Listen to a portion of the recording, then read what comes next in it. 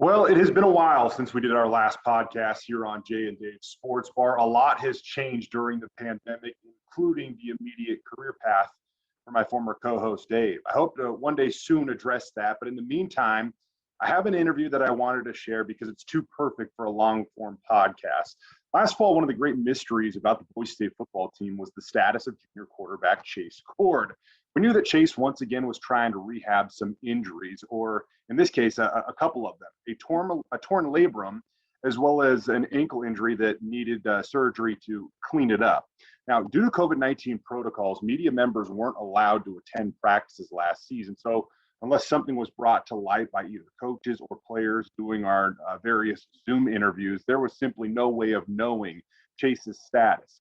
Late in October, though, less than a week after fall camp officially kicked off for Boise State, Brian Harsin, then the head coach of the Boise State football team, had this to say about Chase.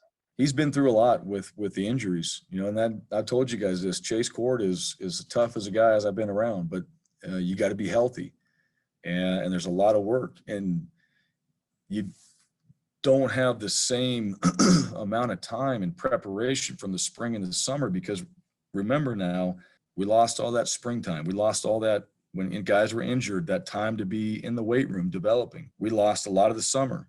We came back in June, then we got shut down, and then there's been some on and offs through September. So it's just it hasn't been consistent enough for I think guys that are really trying to come back from injuries, and so right now it just takes a minute, and that's kind of where we are with Chase at this point, but. We got to figure that out, and we got to make sure that we're fair and this is the right thing. And I love Chase, and that's what we're working through right now.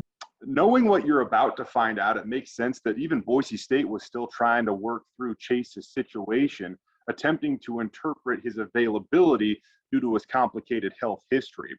One thing that we were told about Chase is that he continued to make an impact, especially on quarterback Hank Bachmeier, something he detailed to KTVB in mid-December.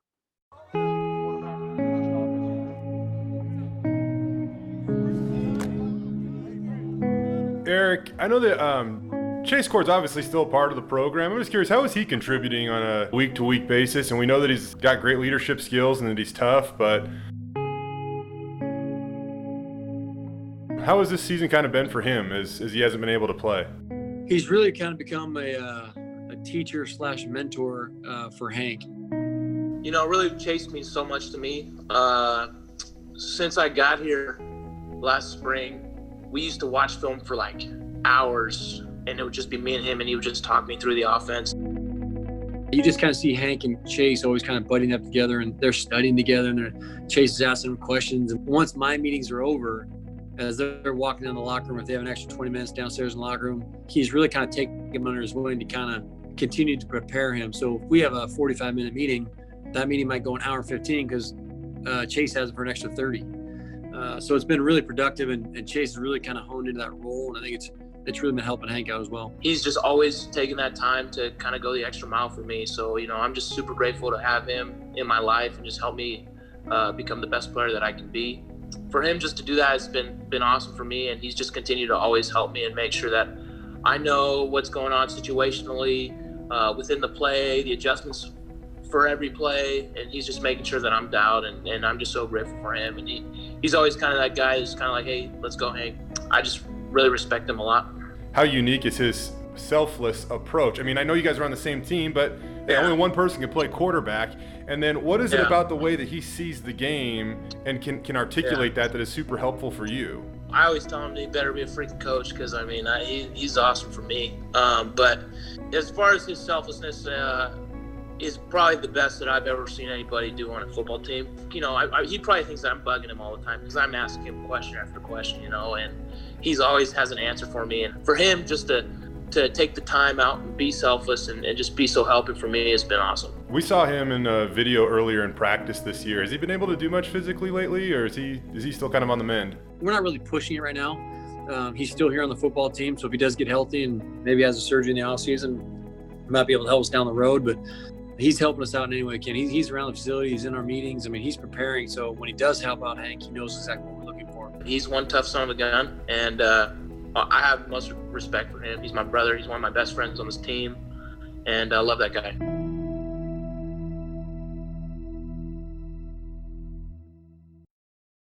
So with that being said, recently I caught up in an exclusive one-on-one with Chase Cord. In short, injuries have put his playing career in jeopardy, and even if the perfect situation presents itself, it won't be at Boise State. He's decided to leave the program and pursue other opportunities. So what do those look like? Well, sit tight, because over the next 50 minutes, Chase is going to explain what's next for him. In addition, he's going to detail a fall that included 70 days of quarantine, as well as starting against BYU and Wyoming in 2019 with a torn labrum.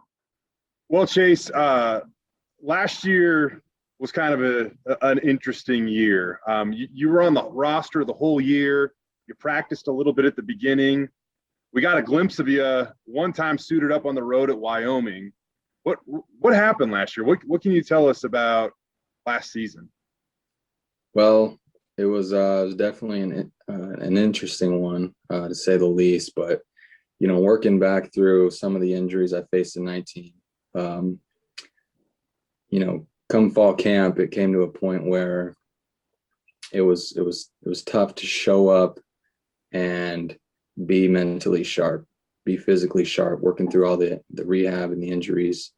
And it came to a point where I had to ask myself, was it worth all the uncomfortableness and all the pain? And so I talked with the coaches and the trainers, and I wanted to move in the direction of medically retiring. And this was around the time of fall camp.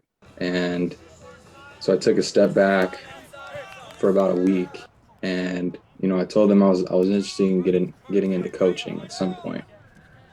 So they're like, well, you can come back here, help out the QBs, help on the roster. So I traveled to some games, and I went to all the meetings, went to the practices, I went to the home games, some of the away games, and I was just there. I was a resource. I was making the QB tests. I was making up the signal list. I was doing a lot of different things. And from that Wyoming week, it's actually a funny story. Some of the with the COVID testing going on, we're getting tested 3 times a week. Some guys come in not feeling good, like they get sent home, right?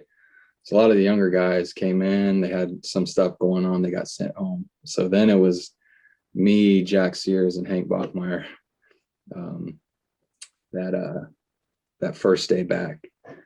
Now, I want to actually rewind a bit. I was coming out of a COVID quarantine at this time. So I come in my first day back from quarantine, and the 2 young guys get sent home. So it's me, Jack, and Hank, right? So that first day back, I'm doing the signals on the sideline. So I got to learn all the signals from the new install. And then fast forward to the next morning, Friday morning, Jack Sears actually popped. So he tested positive. This was a day before leaving to Wyoming. So 2 days out of quarantine, I come in, and Coach Keesaw was like, hey, we got a problem. And it's just Hank in there. So they're like, hey, I don't want to force anything, but they were like, if you had to go in, could you go in and play? And at this time, I've come out of quarantine. I haven't been doing much running, haven't been doing much lifting, any throwing, because I've been resting my body. And I was like, yeah. So I ended up traveling to Wyoming, suiting up, warming up. And, if anything were to happen to Hank, God forbid, I probably would have went in there and played a little bit. So just a weird year. Nothing was promised as far as games, as guys testing 3 times a week. You didn't know who was going to be going that week. So everybody had to prepare, right? I was in there, and I knew I wasn't going to be playing at that time, but I still had to study every single play on that ready list, on that new install list, because I could be signaling, I could be suiting up. So it was a lot of uncertainty, but at the end of the day, I just had to remind myself, like, anything could happen. And, you've played here before, you have the most experience in the room, on the blue turf. So I just had to be ready to roll. So how much had you practiced at all from fall camp up until that Wyoming? I mean, I know that you said you were coming out of quarantine, so certainly not recently, but like, how much did you even practice at all before traveling to Wyoming to potentially play in a college football game?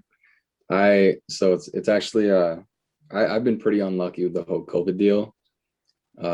Knock on wood, I've never tested positive, but I was in and out of quarantine 5 different times from contact tracing, being around the wrong guy who's at the table who ends up popping, and then I get sent home, things like that. So from the time I stopped right before fall camp or whenever it was to the Wyoming week, I didn't practice at all.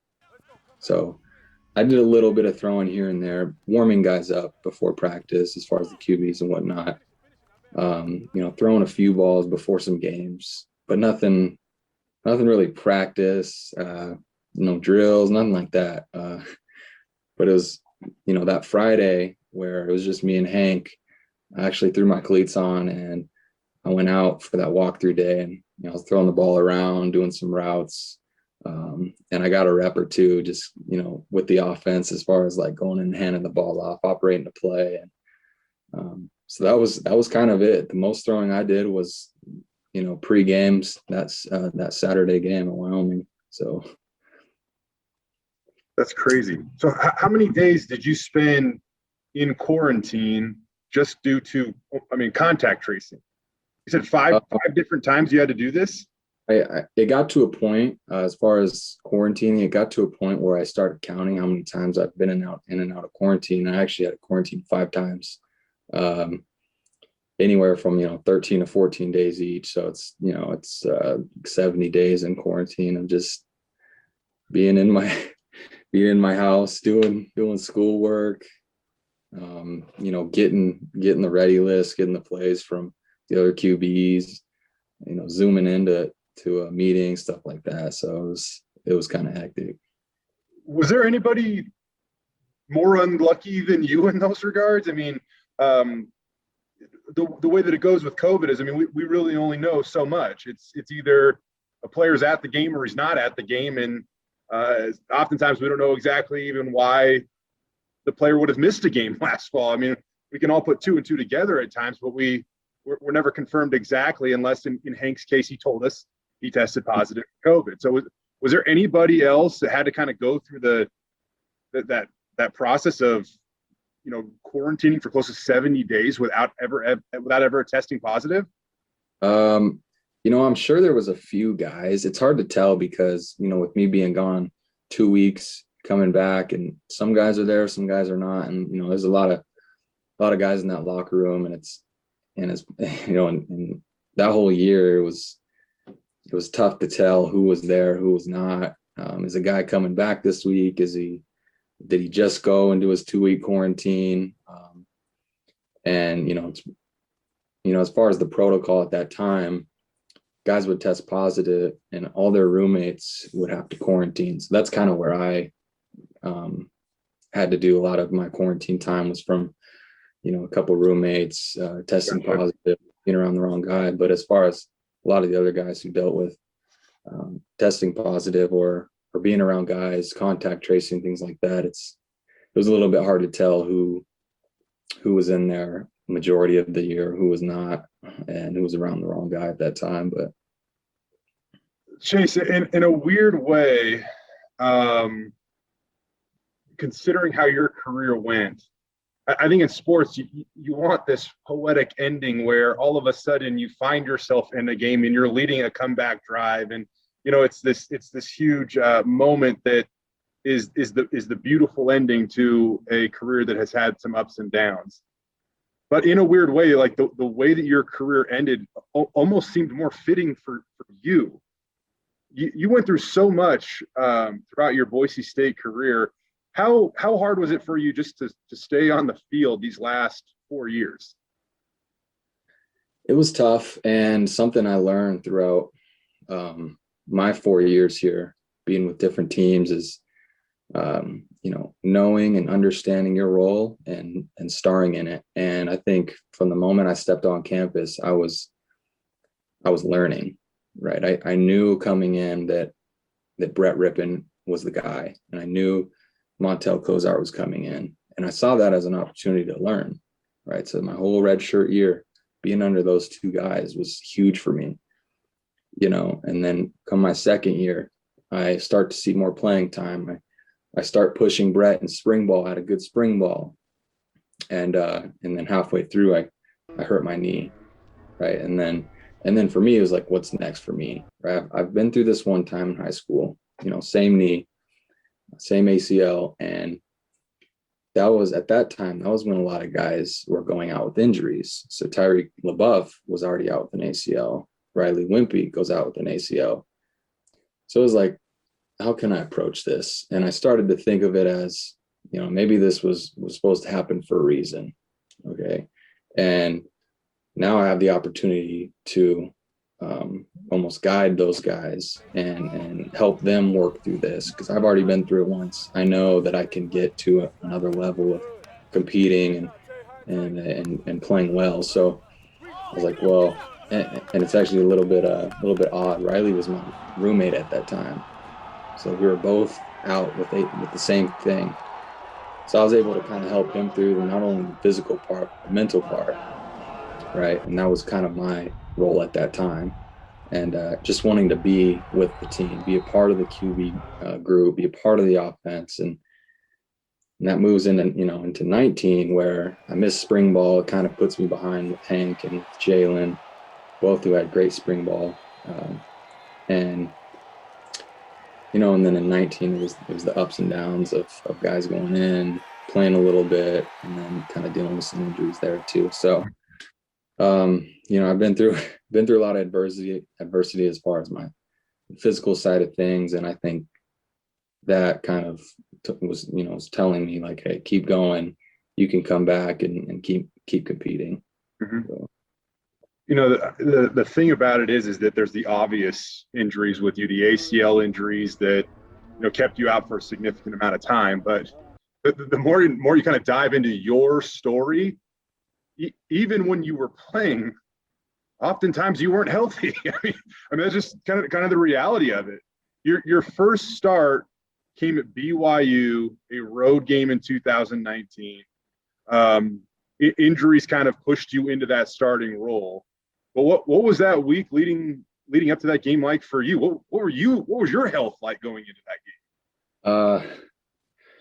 game?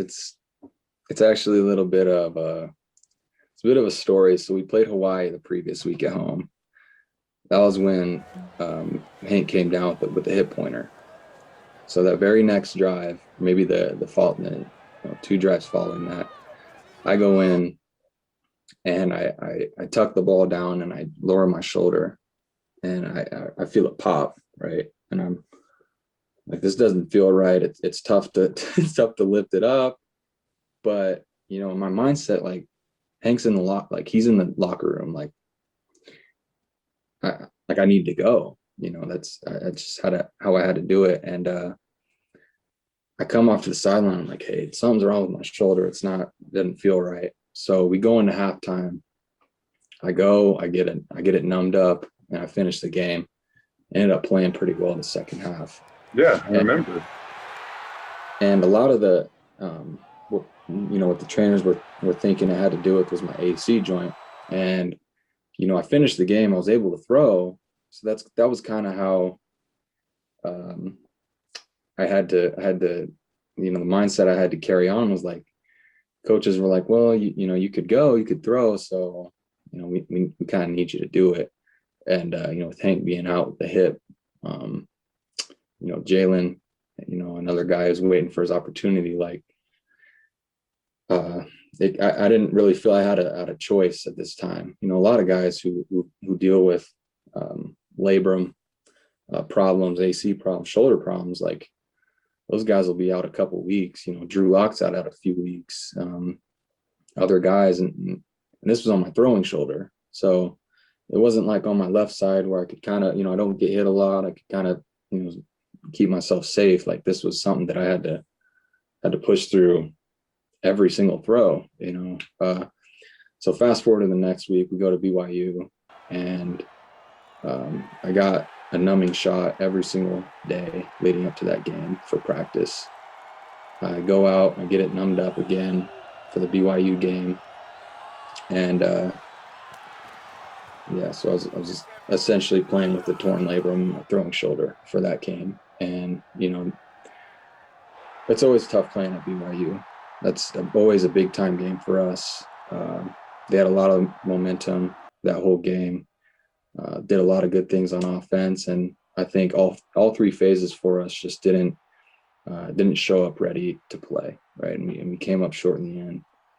And so fast forward to the Wyoming game, and so Wyoming game, I went out there and I was playing, and Wyoming's always a tough defense, and so one of the plays I was rolled up on, and I hurt my ankle, and it felt like a little bit of an ankle sprain, but it was a little more severe as it felt at that time.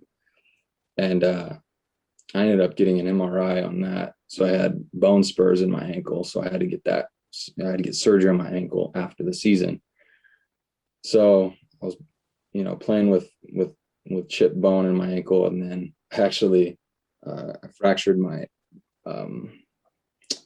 hand. So I was essentially playing with a broken hand, all in this Wyoming game. My knees, I got a deep bone bruise in my knee with the cartilage and that whole deal of the whole second ACL thing. I got a broken hand, my ankle's mucked up, and my labrum's torn in my shoulder. And that's tough. It's tough to do going against a tough Wyoming defense. And that all happened within the Wyoming game. The ankle, the hand. I tweaked my knee, and my shoulder was already messed up. So that was kind of when Jalen moved into that next week. That was when we played New Mexico for the senior game at home, and then he kind of took off from there. But yeah, just kind of unfortunate events that going on. But that's football, and it kind of stinks. But I just kind of had to keep pushing through. I know guys were depending on me ultimately. Chase, just to back this up here for a second, kind of break this down. So, you said that against Hawaii, you're dealing with a torn labrum. You said you feel like you didn't have an option but to play. Was that the competitor in Chase Cord pushing you, or was there outside pressure? It was both. And to expand on that, with Hank being out, and I had to step up to the plate. Like, this was my time, right? This was what I was working back for, when I didn't get the starting job against Florida State. Like, this was my time to get that, to step up and show that, I can do this. I can lead this offense, right? So, playing through injuries and not feeling my best, like I still had to go. Guys were looking at me to lead that offense, defense, special teams. And again, this was my opportunity. With that being said, I didn't feel like I had much of a choice to almost sit out and rest my shoulder. And that's, I was kind of given an option, like, do you want to go get a shot to numb it up on Wednesday or on Thursday? It wasn't like, do you want to rest it and get better? Like, it was more of a, when do you want to do this thing? And that was kind of just the mindset I had to take into those following weeks, was the guys are looking at me to lead them, right? And no matter how I'm feeling at that moment, I got to be mentally tough. I got to stay physically as tough as I can and just continue to try to play my best. I mean, I just have to ask this, Chase. Do you feel like you were put in a compromising situation at all at that moment in time? I do, and I do, because like I said, I didn't feel like I had the choice to sit out. With Hank already being out, it was me and Jalen, and Jalen didn't get a ton of 1 or 2 reps leading up to this point. He's working, he's obviously working drills. He was working even maybe with the service team, some, second team reps, but the guys and the coaches were looking at me to step up. And I feel like that, kind of pushed me to have that mindset of like, that competitive nature to just keep going and pushing through. But I also feel like I kind of didn't have the choice to sit out. And I'm sure if I was like, hey, I really can't go, I could have rested, but that's just kind of wasn't really an option for me, I guess, as far as my own mindset and how I wanted to approach the situation. If you could do it over again, how would you approach it any differently? No, I wouldn't. And I say that because, that BYU game, I think no matter who would have started that game, whether it be me, Hank, or Jalen, I still don't know if the Broncos would have came out on top. And I say that because I had the two turnovers on offense, right? And that's 100% on me. But all 3 phases need to play well in order to win a game, any game, right? And I don't think our offense, defense, or special teams did enough to come out on top that game. I think, we need to show up and dominate all 3 phases in order to win a game. And I just don't think we did enough as a team to win that BYU game. But no, going and competing against BYU, against Wyoming, like those were some of the best games of my career. And I say that because I was pushing through a lot, showing guys how physically and how mentally tough I had to be in that moment. Right. And 2 starts, one away against a huge opponent, one of our rivals, you might say, and another one on the blue. Right. And I don't think I'd go back and do anything different. I think, unfortunately, injuries are part of sports, part of football, and I could say I've been a bit unlucky, but I wouldn't take back the situation, because I think it helped me develop more of a physical toughness and more of a mental. I had to be mentally tough. Chase, you said that they're numbing your throwing shoulder. A 2-part question. When you relate something like that to the non-football world, it seems very unnormal. I mean, is this something that players do go through in order to play football? And then on top of that, what is it like trying to throw a football when your shoulder's numb? It's tough. Any non-thrower, especially, in the throwing shoulder, if they were dealing with what I was dealing with, they wouldn't be playing. They'd have to sit, they'd have to rest, and surgery, whatever it may be. But the whole process of going over to get my shoulder numbed up in order just to throw, in order just to practice that day, it was tough. It was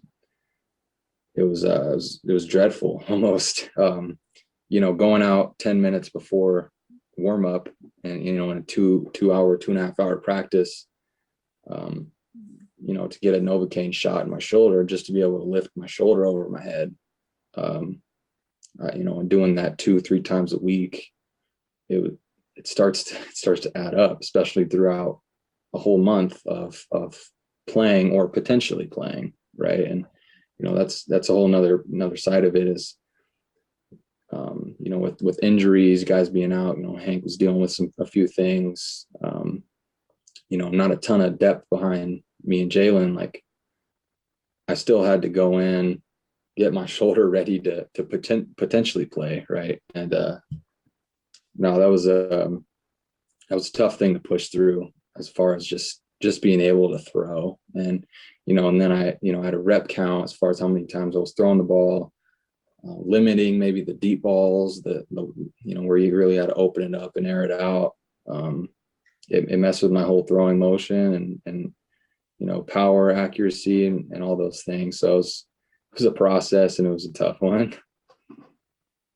I mean, Chase, you still, for lack of a better term, came to life later in that game, though. I mean, you guys were down, and then you played pretty well down the stretch, and you guys almost had the comeback. I mean, you were a fourth down stop and a field goal from maybe forcing overtime. So, I mean, how did you do that? Well, I like to tell myself, and it may be a little cheesy, but like Michael Jordan said, like, I didn't lose it, just ran out of time, right? And you don't play well early on, and you fall behind like we did. It's always tough to catch up against a good opponent, and we missed a field goal early on that, who knows, it could have been 28-28 heading into OT at the end of that game, but we almost had a 2-minute drive there at the end, and just ran out of time. But no, you just keep playing, like, at some point, especially being down, like, you got to limit yourself from looking up the scoreboard and start getting in your head too much, and I think that's part of any sport, any competition. Like, you just got to keep battling. And I think part of that whole 2019 season was kind of teaching me that just you got to keep going. So, given the way the lead up to BYU went, the actual game at BYU went, I feel comfortable asking you now, why the hell did you start against Wyoming? and not necessarily because of your ability, but because of the circumstances that were surrounding you and your health, obviously. Yeah, well, coaches would ask me like, how you feeling? And like, I'm good. I might be hurting that day. I might not feel my best, but I've always been the type of guy to tell and show people, like, hey, I can get this done. I can put my mind to it. I can go out there, do all I can. Right. And, coming off a tough BYU game, coaches still had faith in me to get it done against Wyoming. And at that time, I wasn't yet dealing with the ankle, and I wasn't yet dealing with the hand. I'm on my throwing hand. And I think they just needed to put a little bit more trust and faith into Jalen Henderson at that time, which showed that they potentially should have done that long before that New Mexico game, and but on the other hand, that 2019 season, Hank played great, was dealing with some injuries. I came in, I played my games, I did what I could do, and then Jalen finished it off. And it's tough for teams to be able to go with three different guys. Yeah. And essentially go in there and not skip a beat on offense. And I think part of that was as far as my learning from different guys like Brett, being behind Brett, a lot of what was preached to me was, I want you to be able to go in there and see no drop off from when Brett's in there to when Chase is in there, for example. And that mindset was big in my preparation, the confidence that I needed to have, all the things like decision-making, accuracy. Like, I didn't want people to notice when Brett came off the field, as far as how the offense is moving, the flow of the offense, and the execution of it. So you're talking about having the pressure to uphold the standard of a quarterback that's thrown for more yards than any other quarterback in Mountain West history. It's a pretty big standard, obviously. Yeah. Yeah. Wow. So So what happens? What was the tipping point? I mean, we're talking about what hand, by the way, you said you broke your hand. What exactly happened with that?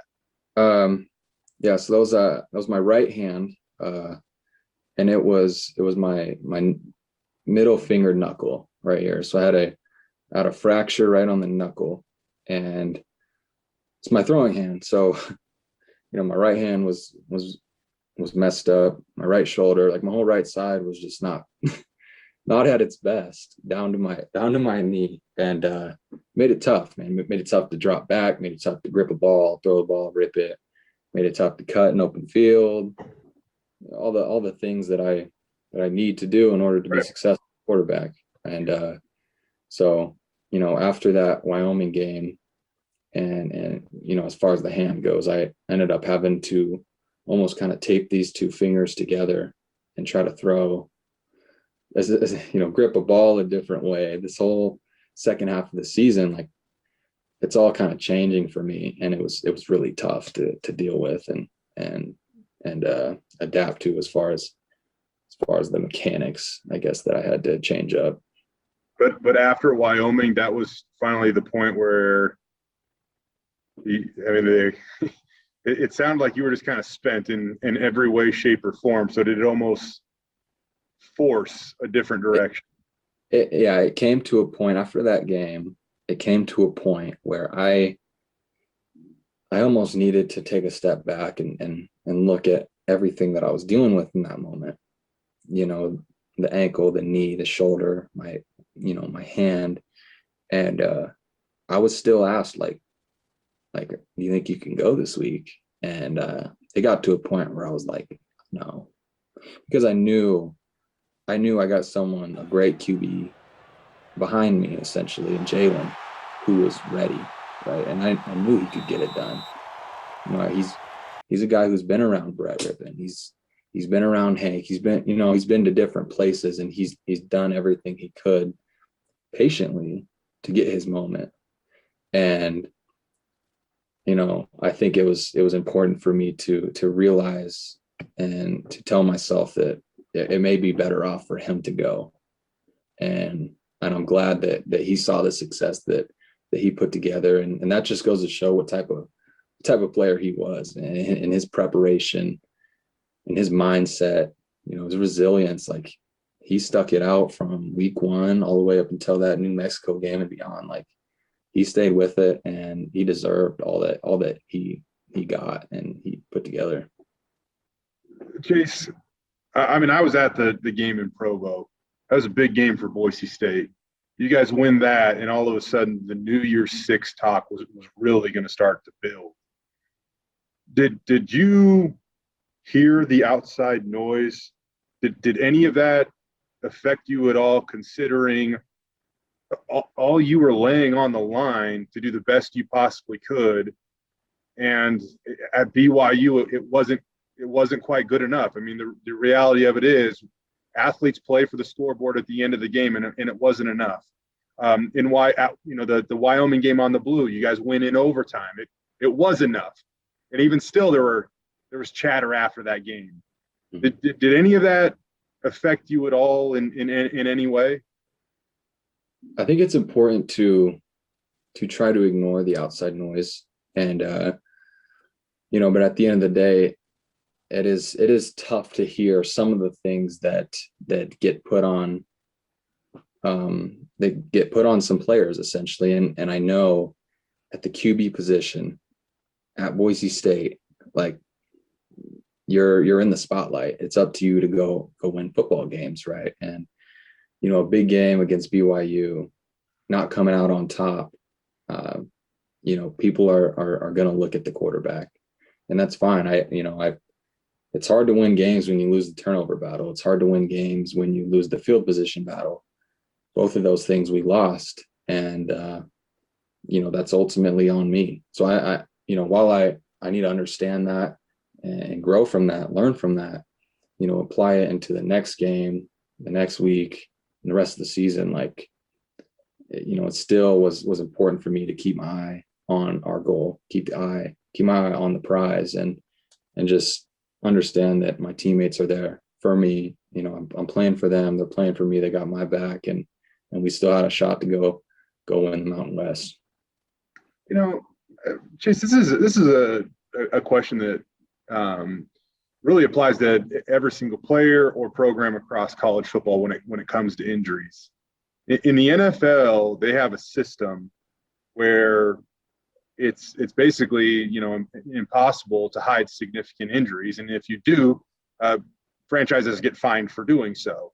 Do you wish there was any transparency like that at the collegiate level? Because there is a great effort to hide basically all that information. And I do want to acknowledge too that there's probably players that do have differing opinions on this, but what do you think? Is that necessary perspective to what a player might be going through, or would you rather not have that information out there so BYU knows that, hey, Chase has a bum right shoulder?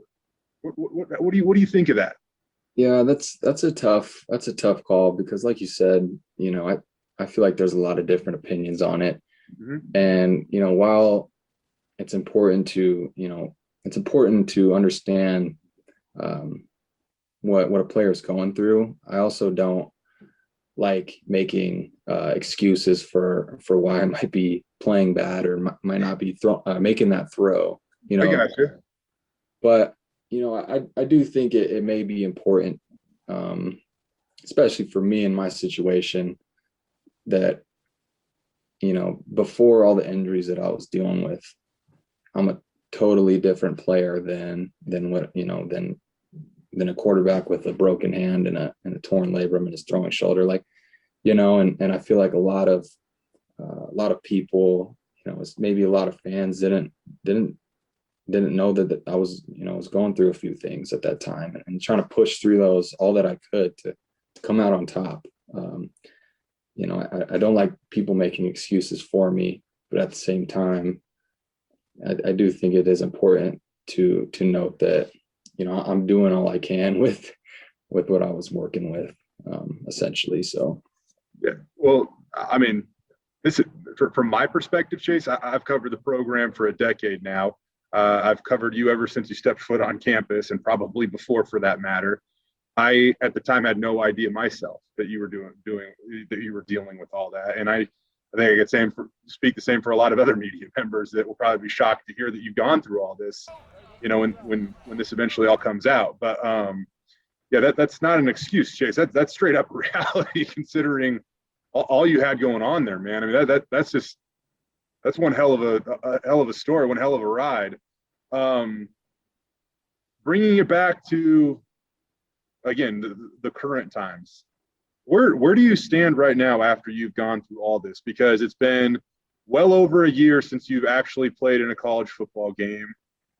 Technically, you're still on the Boise State football roster, but what is your current status, and what does your future look like? Yeah, so I'm not with the football team at this time. I'm working to get my undergrad, and graduating in this May. So I'm excited about that. But I'm planning on moving back to Arizona, being around my family, being around my girlfriend, and you know, potentially getting into coaching or being somewhere in sports. And I think it's important for me to keep in mind everything that I've learned while being up here at this school, being a part of that program, and being a part of different teams that did a lot of different things, you know, and taking all those lessons, all those habits, all those standards that I was able to develop, and applying all those things into the business world, into the work life. And, you know, I could still be that great leader. I could still maintain that discipline, have good character, and uphold high standards for myself that I can carry on into whatever I choose to do in the future.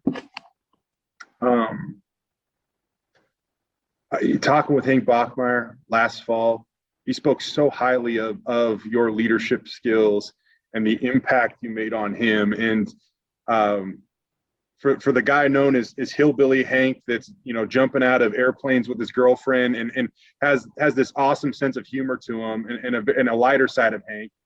He had this really, I mean, the way that he expressed it was just so sincere. What do you think because of your story, do you have a different ability or an elite ability, do you feel to relate to players, down the road? Or why do you think you might be made for coaching? Why is that something that you're considering might be calling to you right now? Well, I love helping guys out, and that's ultimately what brought me back into the building once that I was kind of working through maybe the idea of medically retiring.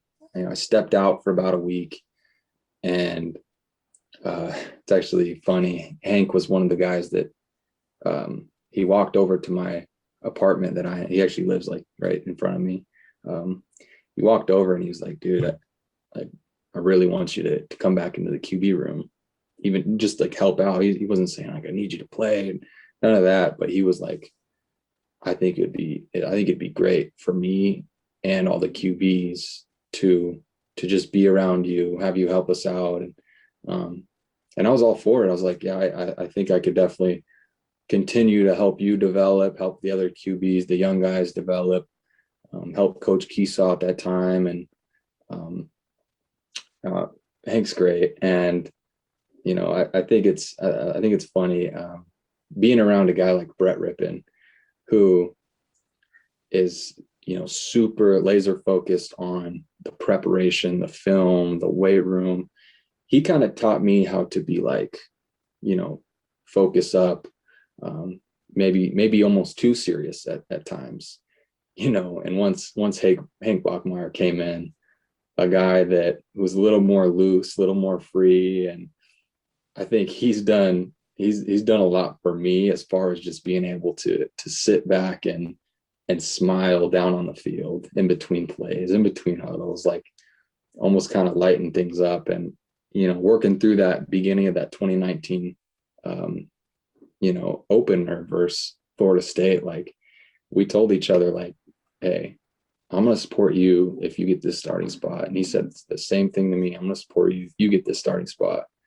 And, before that game, like we just embraced each other. We're like, hey, like, let's go do this. I'm going to have your back and I know you're going to have mine. And that's kind of just been the relationship between him and I. I've always wanted to be a resource for him. I've been I've been with different quarterbacks, with Brett, with Montel, with Jalen. Like I've seen a lot of different things, and I've been I've been with the program since 17, and I think he's always wanting just to soak up as much information as possible. And I think that's what's really going to make him successful. So the relationship that him and I have developed is a special one, and I think it truly is something that's genuine and will last a long time.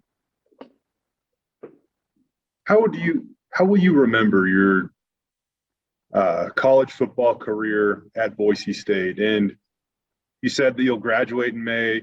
The goal at the moment is to move back home. Do you leave with any frustration? I mean, are you mad at the game for the hand you were dealt, more or less? How will you remember your time here, and what's your feelings on football?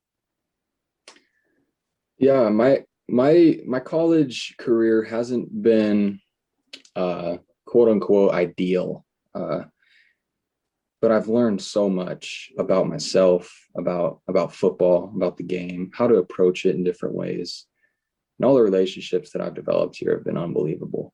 I don't regret it for a second. A lot of guys come into a program, they want to start day one. They want to be that guy, maybe coming from a school where they were that guy. And I knew, being the only guy who went on to play college football in my class from my high school, I wasn't going to be that guy when I came in, right? I knew I was going to be under guys, but I had to shift the way I was thinking, shift my mindset, say, I'm going to learn as much as I can from Brett, from Montel, from Coach Harsin, from Coach Hill. And that'll help me be a better football player along the way.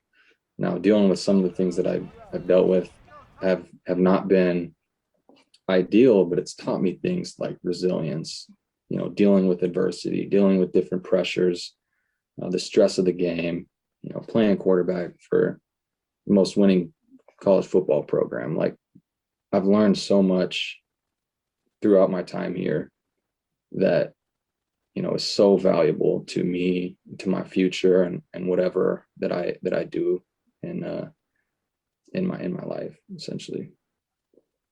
You've said that you've definitely considered medically retiring.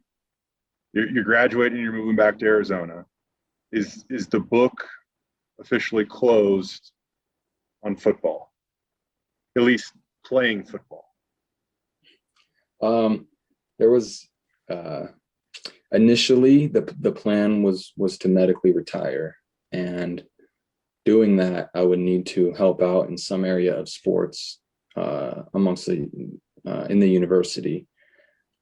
But being that I graduate this May, I was still eligible for scholarship throughout or until I graduate, essentially. So I didn't need to medically retire, which still kind of leaves the door open if, and if I wake up tomorrow morning and I'm like, hey, I need to play football still, or if I graduate in May and then I look to grad transfer, I still have 1 or 2 years of eligibility left. The door is definitely still open. The toughest part for me, and the most tough part about stepping away from the game, is the physical part of it. At quarterback, you need to be physically sharp and mentally sharp, and the things that I've been dealing with physically have take a toll on my mental. And as a quarterback, especially at Boise State, like, you need to be at your best, whether you're on the field or you're off the field. But I guess to answer your question, I still have eligibility left to potentially play somewhere if that's what I'm wanting to do. I, need to get my body right, get my mind right, and if that's where the path takes me, then that's where I'll head down. That's where I'll go.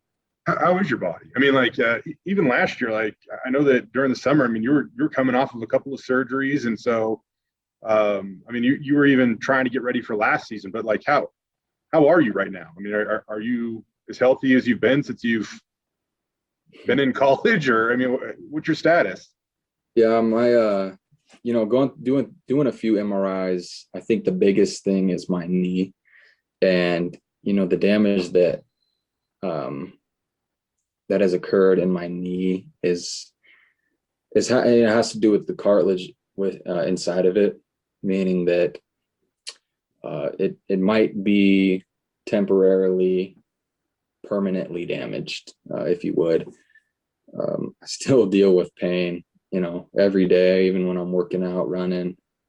As I grow older, that's something that I'm going to have to deal with, unfortunately. But the shoulder's doing a lot better, my hand's better, my ankle's better. I'm starting to do a lot more running and training and lifting and those things, all while I'm still dealing with helping out football, helping out Hank, helping out the young QB. Like, I don't want to just separate myself from the game.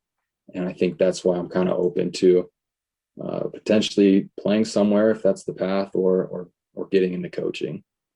Is it even fair to ask you at all what you think the opportunity looks like that might allow you to maybe step through the door again? Do you have, is there a vision inside your head of what that might look like at all?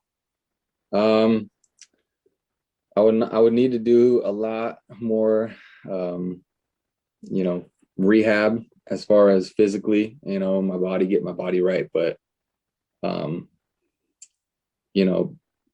getting an opportunity to play somewhere like back at home would be the most ideal situation if that were to be something that would come up. Mm-hmm. But I'm not done playing football because I don't love football, right?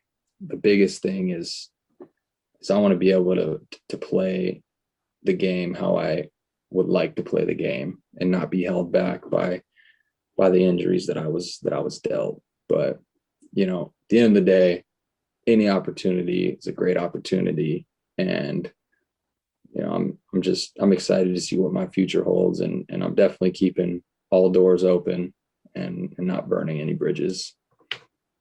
Well, Chase, man, this is probably one of the more thorough and transparent conversations that I've had in my decade of covering Boise State football with a football player. I mean, it's interesting to actually hear your story and what happened to you and what you had to go through. And I think the perspective on your career completely shifts once you actually know everything that you went through.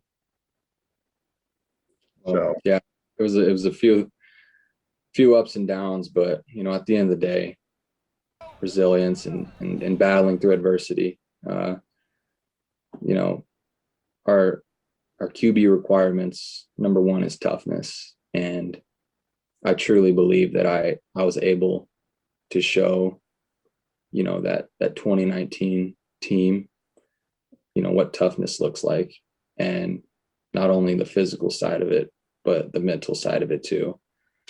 And I guess just kind of as a side note, that I thought was kind of interesting and I wanted to bring up was when I had ankle surgery, and I had the ankle surgery, and then a week later I had shoulder surgery.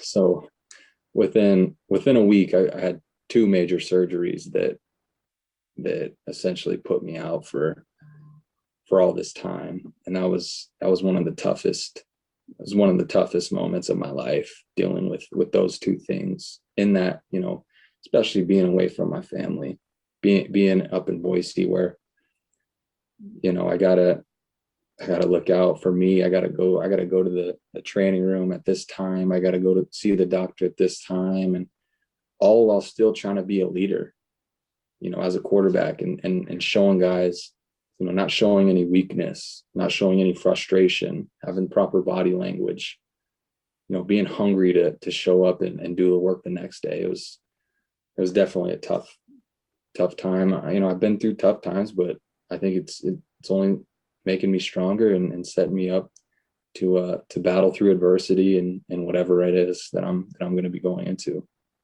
You know, again, I couldn't be more appreciative of Chase taking the time to chat and the transparency that he offered on his situation. To quickly recap, while his playing career is likely over, if his health does fully return and the perfect situation presents itself, he says he hasn't completely shut the door on playing. With that being said, in my opinion, if Chase does follow his heart and goes into coaching, I think he would thrive. You know, since this story broke, former Boise State quarterback Jalen Henderson commented to me on Twitter stating that Chase really helped him grow. Jalen also referred to Chase as the GOAT, the greatest of all time. Now, current offensive lineman Dante Harrington also complimented the quiet leader that Chase is, adding that, you know what, he's always there for his teammates when they needed him. Again, next up for Chase, graduation in May. After that, whatever happens, even though Chase won't be sporting the blue and orange, I guarantee that those that still do sport those colors will be rooting for a man that simply couldn't catch a break.